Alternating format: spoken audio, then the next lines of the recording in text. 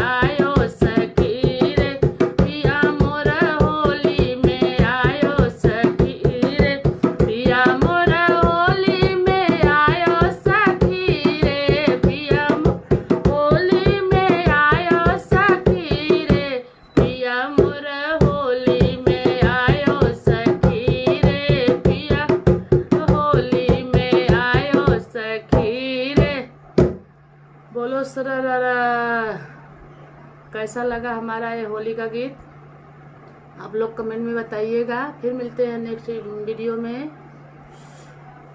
Radhe Krishna Radhe Krishna.